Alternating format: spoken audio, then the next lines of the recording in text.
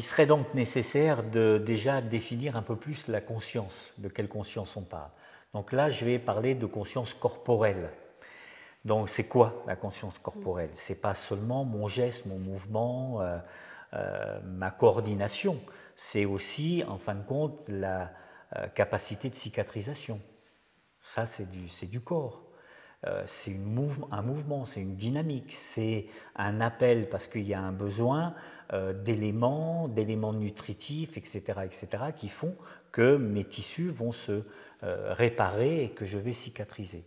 Donc la mémoire et la conscience corporelle, elle est liée. Il y a à la fois mémoire, à la fois conscience.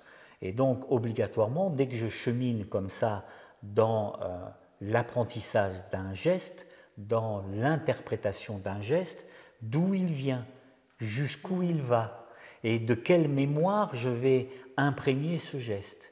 Et donc c'est tout ça qu'il y a dedans.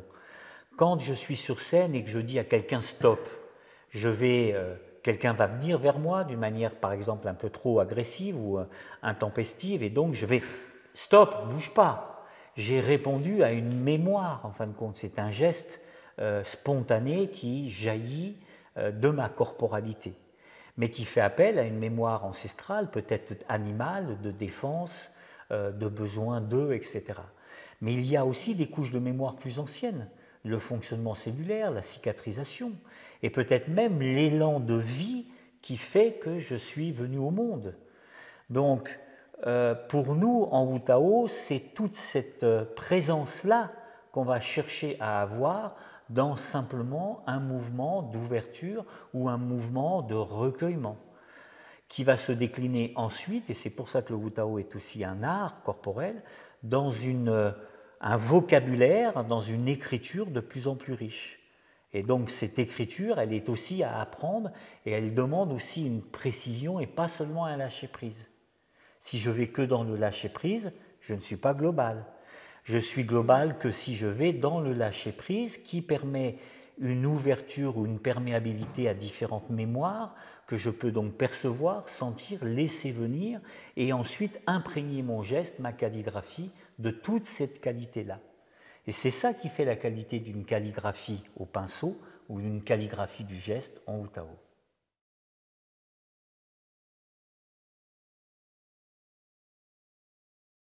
Moi, je préciserais non pas mental, mais intellectuel, l'intellectualisme, parce que le mental, c'est aussi un sens pour nous. C'est un sens à condition qu'il soit nourri de ma sensorialité pour qu'il devienne intelligence. C'est ça qui fait que mon mental crée, produit, je n'aime pas trop le mot, mais de l'intelligence, et pas seulement une performance intellectuelle. Là, c'est un mental restreint, un mental coupé, un mental qui n'est plus perméable à la sensorialité, et qui donc va aller dans de la performance qu'on confond avec l'intelligence. Les tests de QI, pour moi aujourd'hui, testent cette performance intellectuelle, mais ne testent pas l'intelligence, qui pour nous, en tout cas, est aussi sensorielle. Donc c'est important parce que le mental, il est bien. Il est bien quand il est utilisé d'une manière globale avec le reste, et avec le reste qu'il l'imprègne, qu'il l'inonde aussi de sensorialité, etc. Et donc ça donne quelque chose de complètement différent. Oui, j'avais le mot aussi intelligence, qu'on aime bien ce terme, le réattribuer, en tout cas le remettre dans son contexte. Le mouvement, ce que nous sommes, il y a de l'intelligence dedans, qui est en mouvement et qui se met dans l'expressivité. Et ce n'est pas souvent effectivement utilisé comme tel, c'est souvent utilisé comme intellectuellement, on est intelligent, mais notre corporalité a beaucoup d'intelligence. Et c'est quand cette harmonisation entre le mental qui vient se réensemencer, se réharmoniser, se réhumidifier, et ainsi de suite, et que ça bouge ensemble, c'est là où ça devient dans cette globalité, cette porosité des deux se fait, et ça roule ensemble. Et ça, c'est l'intelligence. Et il y a vraiment une intelligence qui émane de nous, mais pas seulement de notre cerveau, de notre intellect. C'est réducteur. La perception de la vérité, pour nous, elle est aussi sensorielle. On va la sentir sensoriellement. Ça ne va pas être seulement d'une manière intellectuelle, y compris une résolution d'équations. Je pousse un peu le bouchon exprès pour faire comprendre. C'est-à-dire que d'un seul coup, je vais sentir que c'est vrai. Et c'est intéressant parce qu'on a eu comme élève Gérard Deschamps, qui est un mathématicien quantique, qui nous a dit que quand il faisait et qu'il savait qu'il avait la résolution d'une équation, c'était dans les tripes. Ce n'est pas dans le mental intellectuel. Si c'est dans le mental, c'est dans un mental sensoriel. C'est un mental qui est perméable à la sensorialité et à la sensation qui crée d'ailleurs un plaisir, le plaisir de la vérité, le plaisir des sens, le plaisir d'un seul coup de « mais oui, c'est ça ». Donc voilà, je sais. Et je ne sais pas parce que c'est intellectuel, je sais parce que je le sens. Et là, c'est encore en lien avec quelque chose où on retrouve dans la tradition et dans l'enseignement des initiatiques de l'enseignement des arts martiaux, où en fin de compte, je perçois, je sens. Et ce qu'on essaye dans les arts martiaux, quel que soit le style, moi ça a été les arts martiaux chinois, mais quel que soit le style, c'est je sens, je perçois, et il doit y avoir le jaillissement du geste. Il doit y avoir cette union, ça ne doit pas être décalé. C'est pas je sens, je perçois, je réfléchis et j'agis. Non, c'est tout de suite parce que c'est trop tard dans une situation martiale de combat. Et donc l'enseignement de la situation martiale de combat, elle est là. C'est d'unifier la sensation avec le jaillissement du geste. Donc on retrouve ça dans la tradition initiatique et qui a pour but l'éveil. On parle d'éveil, on parle de satori pour les Japonais, on parle d'éveil de conscience, qui est aussi cette unification d'un seul coup de la personne, de l'être dans sa globalité. Et tout agit d'un seul coup d'une manière unifiée et pas partitionnée. Donc la vérité est sensorielle. Pour moi, c'est une évidence. Et en tout cas, pour moi, il le rétablit. Il concourt vraiment à rétablir cette évidence, cet état de fait normalement dans lequel nous devrions être et que nous avons perdu. Alors je dirais le Wu Tao, mais le chant du souffle, et l'art de la transanalyse. Ça va dans On retrouve cette même philosophie qui est en lien d'ailleurs aussi avec la philosophie de la permaculture, et je parle bien de philosophie de permaculture, pas la permaculture qu'on voudrait cantonner simplement à la façon de faire un jardin ou un potager. Non, l'enseignement de la permaculture, il est aussi révolutionnaire, bouleversant pour notre société que l'éthologie. Si on applique l'éthologie dans la relation aux animaux, si on l'applique à nous-mêmes et entre nous, etc., c'est révolutionnaire. La permaculture, la philosophie, elle est pareil, révolutionnaire. Donc là, on est vraiment sur ce sujet-là, sur ce thème-là. Oui, dans le fait de... Quand le Wu Tao est enseigné, l'idée c'est qu'on va d'abord décrire les mouvements, la base du mouvement pour que ça soit clair et compris, j'ai envie de dire, même que ça traverse les strates et les couches qui sont entre l'émetteur du mouvement, c'est-à-dire l'enseignant, ou nous en l'occurrence, ou d'autres enseignants de Wu Tao déjà, et la personne qui va commencer à recevoir, il va y avoir des strates qui vont interférer, c'est-à-dire des strates de l'apprentissage, de comment je reçois ce qui m'est enseigné. Donc ça va être avec toutes les choses qui sont à l'intérieur de la personne, c'est-à-dire je suis nulle, je ne vais pas y arriver, ou alors il faut que je sois une bonne élève, un bon élève, je vais bien faire, je vais faire de mon mieux, je vais tout regarder. Ça, c'est des oripeaux qui doivent tomber. Voilà, et c'est la première chose que nous faisons. C'est-à-dire que nous savons qu'il faut un temps infini. Pour certains, ça va plus rapidement, et pour d'autres, ça met du temps. Ils mettent toujours ils intercalent entre nous et l'enseignant, entre l'enseignant et celui qui reçoit l'enseignement. Ces oripeaux doivent absolument tomber au fur et à mesure, comme ils peuvent, et ce n'est pas facile forcément. Ensuite, il y a une fois que ça se fait au fur et à mesure, ça ne se fait pas en une seule fois, bien évidemment. Une fois que ça se fait au fur et à mesure, le mouvement commence à se déployer. On commence à percevoir que la personne donc, va commencer à prendre cette écriture, mais à travers sa propre corporalité. Ça veut dire qu'elle défait à la fois ce qui empêche, et à la fois elle naît, parce que c'est jamais petit 1, petit 2, petit 3, ou petit a, petit b, petit c, c'est toujours les vides se remplissent ou les vides se désemplissent pour que les choses réapparaissent et se remplissent. C'est un mouvement continu. Et donc la personne émerge en faisant tomber les choses qui l'empêchent de recevoir. Les choses apparaissent chez la personne. Et on voit l'écriture se faire, apparaître dans la propre écriture de la personne, avec sa propre essence, qui elle-même, quand elle émerge à ça, se met à incarner cette intelligence qu'elle a profondément au fond d'elle. Mais on reconnaît le Wu Tao en elle. Mais on reconnaît le Wu Tao. Et ça ne pose pas de souci. C'est pas, la personne n'a pas subi quelque chose.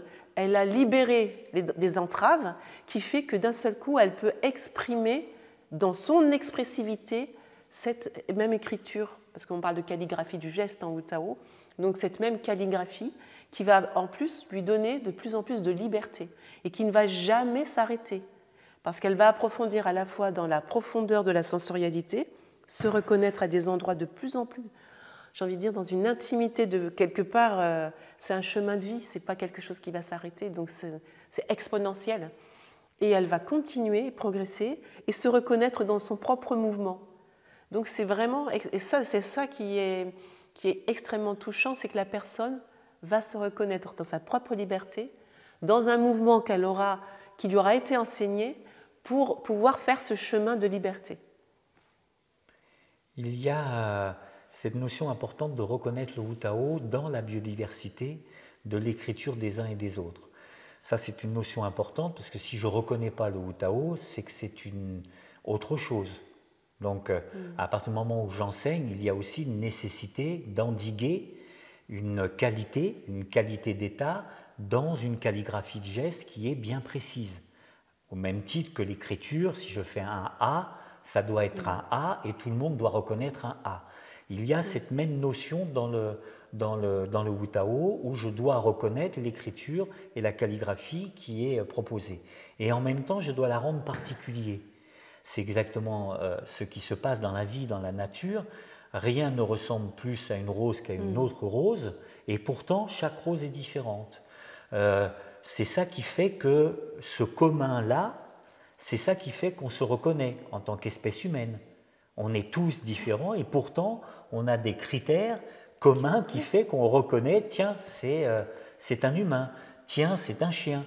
Pourtant, il y a plein de chiens différents. Et alors là, en plus, les chiens ou les chats, c'est encore avec des différences d'espèces qui sont très différenciées, et malgré tout, on reconnaît. Et donc, ce fond commun qui fait qu'on reconnaît quelque chose est une notion importante. Donc, en Wu Tao, il ne s'agit pas que les personnes fassent ce qu'ils veulent quand ils le veulent, comme ils le veulent. Ça, c'est une réponse à trop d'ordre qui fait qu'à un moment, j'ai besoin qu'on me fiche la paix et de faire ce que je veux comme je veux, mais c'est une ornière, à un moment ça a une limite.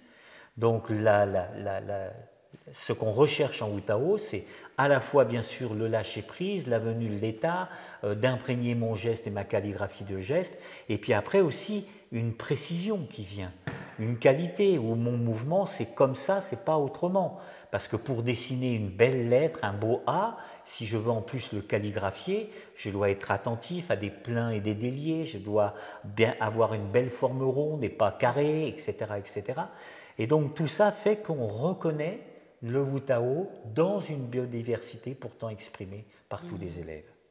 Oui, et même, il fut un temps où on a enseigné aussi dans des formations pour les danseurs, et on a pu observer que justement lors de leurs improvisations, ils n'étaient pas les seuls d'ailleurs dans ce cas-là, quand on parle d'improvisation, en fait, les danseurs et les danseuses refaisaient et retombaient toujours dans les mêmes mouvements. Donc il y a ce fameux disque rayé, il y a ces fameuses zones muettes dont on parle, et que pour nous, il est important d'avoir cet endiguement pour aller frayer justement dans des zones, aller dans des endroits, faire venir, je dirais, à fleur de peau, cette intelligence qui est profondément cellulaire aussi, et qui va venir nous permettre d'aller diriger notre attention dans un endroit où on n'irait pas justement.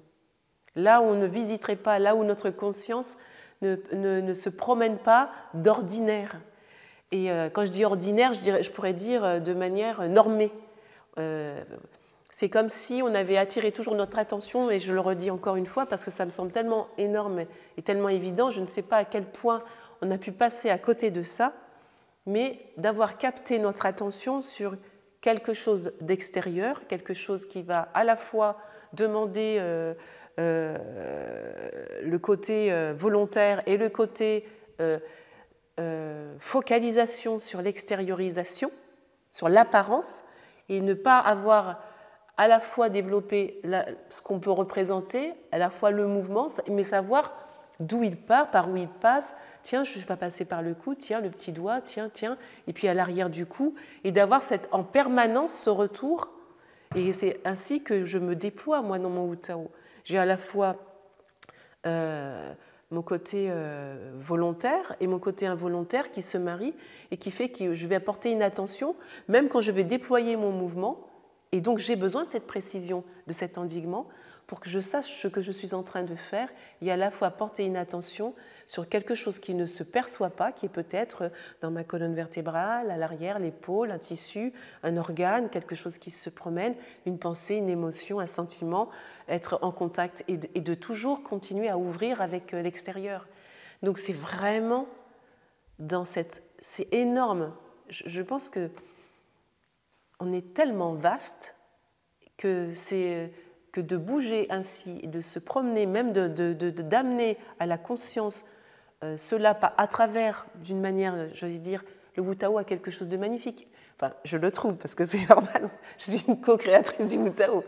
Mais il a cette beauté qui émane, pas seulement sur le mouvement, parce que des mouvements, il y en a des beaux mouvements, mais il est habité de toute une intériorité, de tout un monde.